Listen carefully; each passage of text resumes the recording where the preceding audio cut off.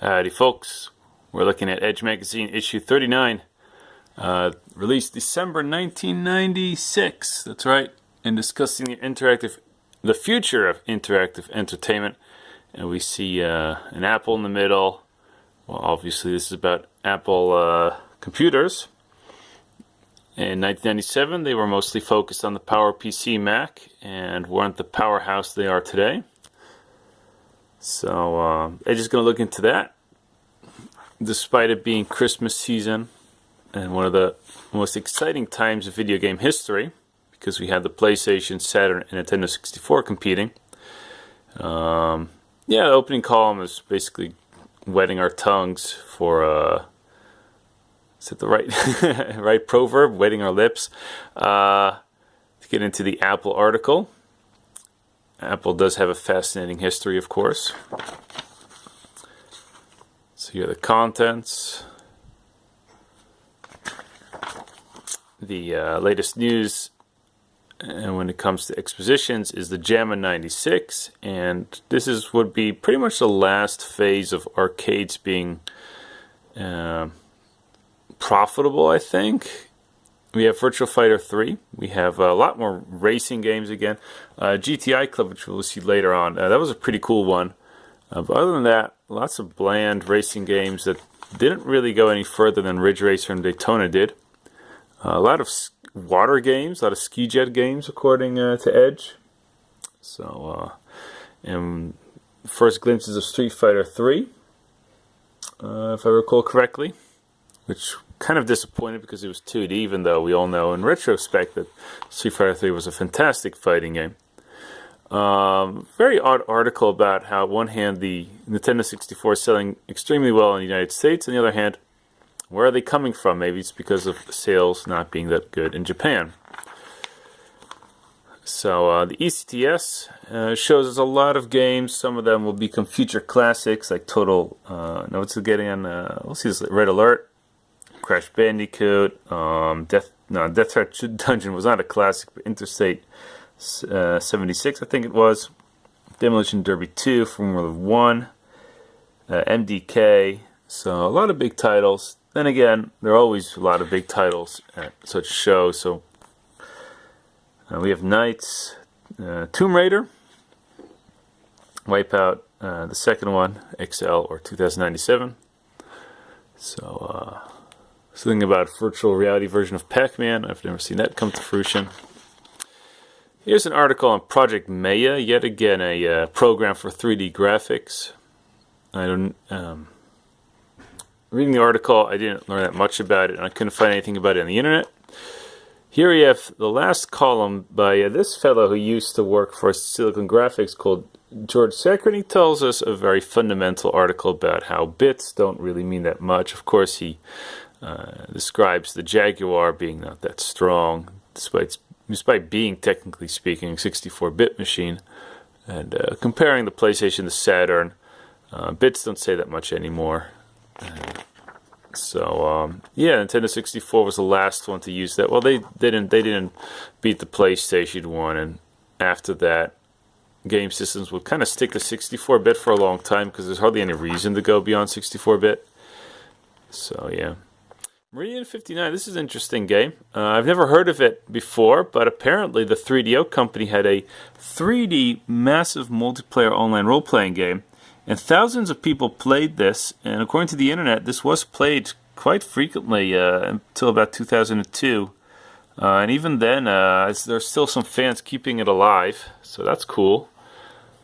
So it's, if you're into MMOs and want to know the history of it, check this one out. It was made before Ultima Online.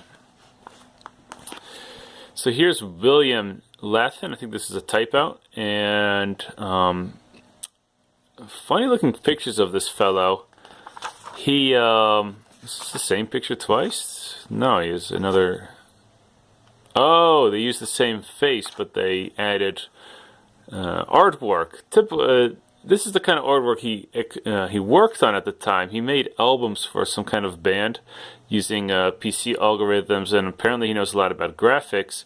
In this interview, he's asked about his new company called I couldn't find anything about it on the web, by the way. I could find him. He has a Wikipedia page. Computer Artworks would be his new company, and he would be making some kind of program called Virtual Worlds, I believe, and which would use artificial life, which we saw in the last issue. And well, nothing came of it. He's now working at the university. Don't know which one in England. So he's still good at making 3D graphics, I bet. And he has quite a lot to say on the industry, and he doesn't seem to like the commercial part. He wants to do everything by himself, it seems, in a small company, but that didn't turn out to work out. Here's a commercial for a game. I could hardly find anything on the internet. Guns and Garters and DNA Danger. Good luck looking that up. It's made by Ocean. By then, nobody was interested in Ocean anymore. There's another commercial here. Great artwork, but I don't know. So here's D2, which was eventually released for the Dreamcast, but here shown as a game showing off the graphical possibilities of the M2, which I think would have been as strong as the Dreamcast. And, well, this game would eventually be released and praised for how well it looked, but the gameplay is kind of subpar, so it had a slightly above average ratings, but still wasn't any better than Resident Evil. EA Canada being looked at, who make all these kinds of sports games for Electronic Arts, and they mention how they love Sensible Soccer, but they want to be better than that. Fragile Allegiance was a real-time strategy game, using a kind of more focused on building your city than other ones, and it was made by Gremlin, so British and fairly popular at the time. Crime Wave, some kind of PlayStation 1. No, this one's apparently it's for the Saturn. Some kind of racing game, something like Rock and Roll Racing. Disruptor, made by the people who later would go on to make Ratchet and Clank, and this is a Doom clone for the PlayStation 1, and it was pretty good, but yeah, it was a Doom clone. Toshinden 3, the third version of the subpar fighting game series. Dracula X, which would become Symphony of the Night, and Edge seems to like where it's heading, and that's a very well-known game. Speed King, on the other hand, is really hard to find anything about. A Wipeout-like game for the PlayStation 1. So, Broken Sword with the Templars thing. We'll talk more about that later. Breakpoint, a tennis game for the PlayStation 1 and Saturn. Grandia, being previewed here. A big hit on the Saturn in Japan, but never released in the West until it was a PlayStation 1 title, and by then Final Fantasy VII was released, so I believe EGM or GameSpot actually preferred this game to Final Fantasy VII, but let's be honest, it wasn't that good, but it was a very good RPG at the time. So Grandia starting a long-lived series with this version. Shining the Holy Ark, a Sega game for the Saturn, like a 3D version of Shining Force, and it was pretty good. But I don't think there are any other sequels to it, the 3D versions.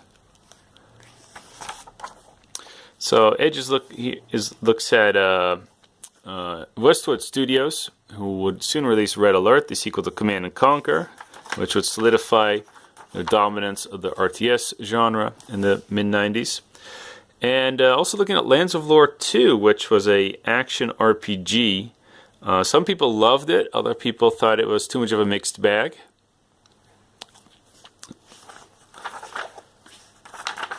Okay, so here's the main article about Apple, and well, I love the Chicago font, but yeah, I think we all know the story of it. There's talk about the PowerPC Motorola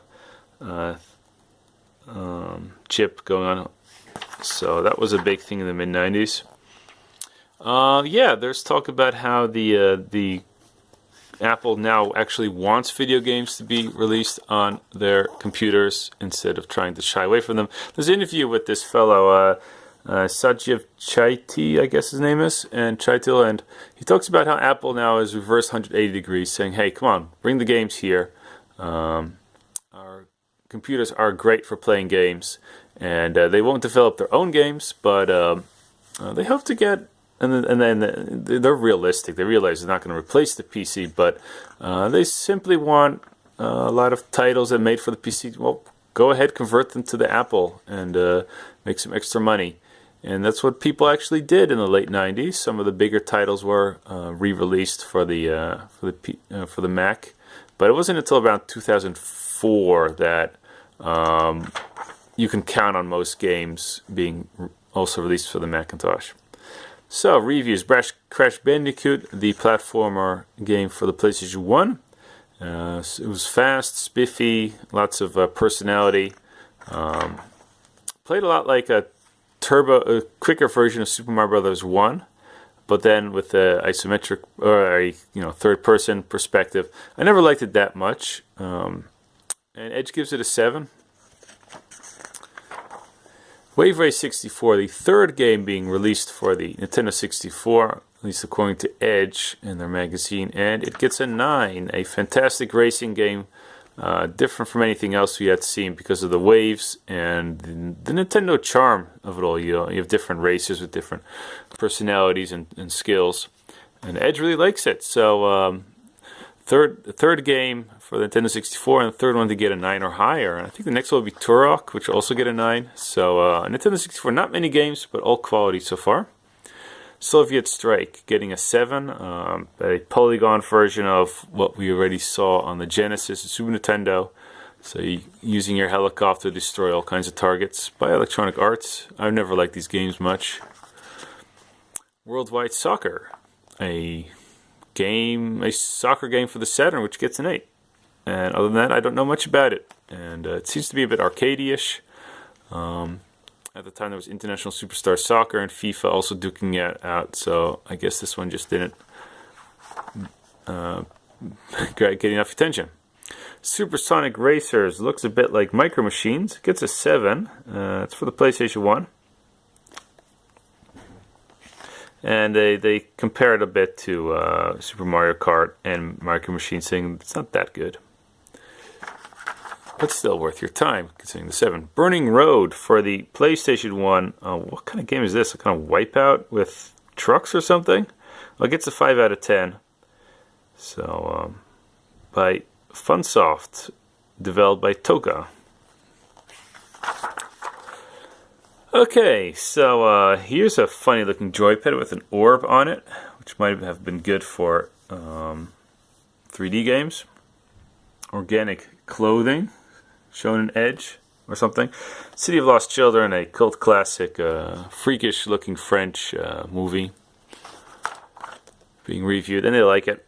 Couple of bands, didn't recognize any of them. Here are some programs for making music, at the time quite a big thing. People getting excited about using their PC to use Magic's Music Maker. I don't think any big acts ever used that program, but still it was fun to mix all these different pieces of music. Some books, Microsoft Secrets and the War of the Worlds, The Assault on Reality. I don't think Edge was that positive about either.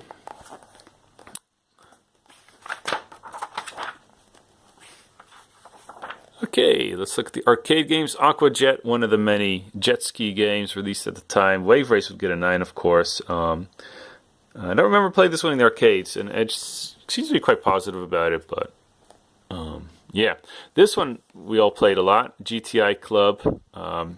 Was cool about it, not only did it look fantastic, you had all these buildings at a high frame rate whizzing past you, but the main attraction were two things. You could kind of choose your own path. There were a lot of secret roads to take, so that was fun to keep getting better at the game because you found better ways to traverse the track. And second of all, the controls were fantastic. You rode these little mini cars, and you took all these sharp turns. Yeah, it was just fun bumping around all over the place. So I'd love to have this game on my PlayStation 3 or Xbox or something, but maybe I should look it up once. I don't know if it's ever been re-released.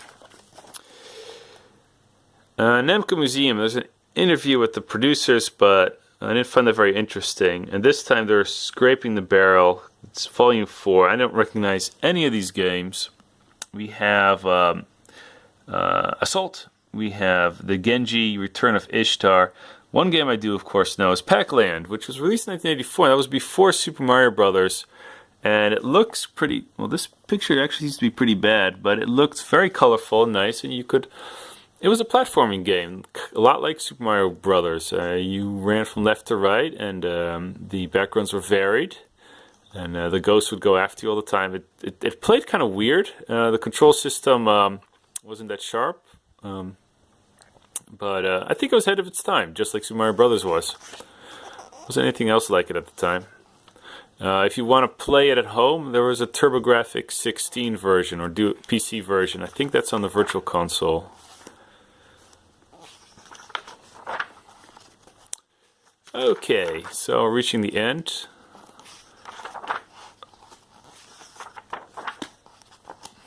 You've seen this quite often. This game's a year old now, so I'm surprised they're still using the same picture. Well, Rare would soon release GoldenEye 64 on Blast Corps, and so they'll probably use new images after their release.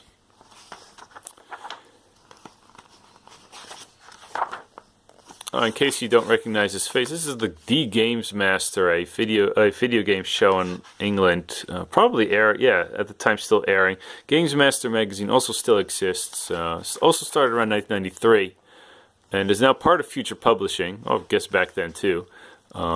They're more aimed at people around the age of 14.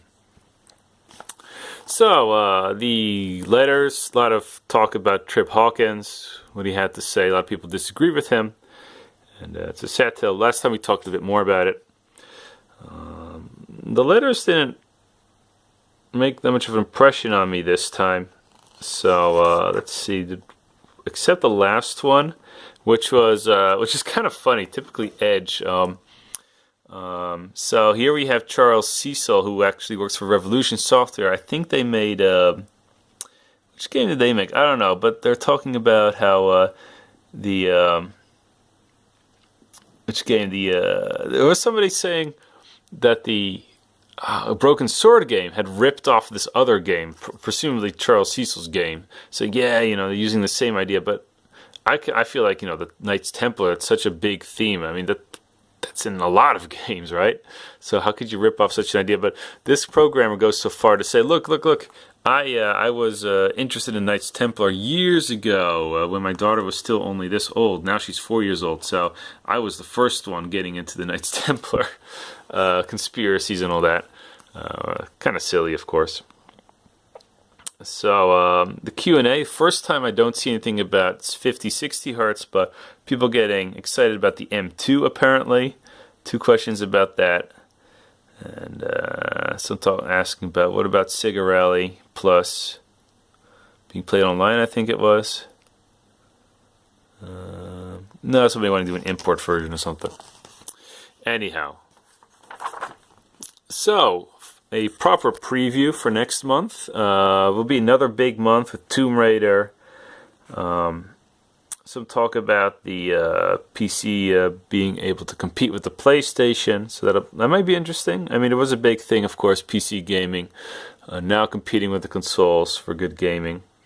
And, of course, more talk on the M2, because that Edge wouldn't be Edge if they weren't excited about a Trip Hawkins console. And that was Edge 39, and now the apple has been eaten up. It can come into focus. So next time, here we go. Next time I'd probably like to do a tally of all the, hold on, next month will be Christmas 1996. So, Edge realizing that there's too much going on at the end of the year. But this is still December 1996, Edge 39, and we'll see each other at Edge 40 again.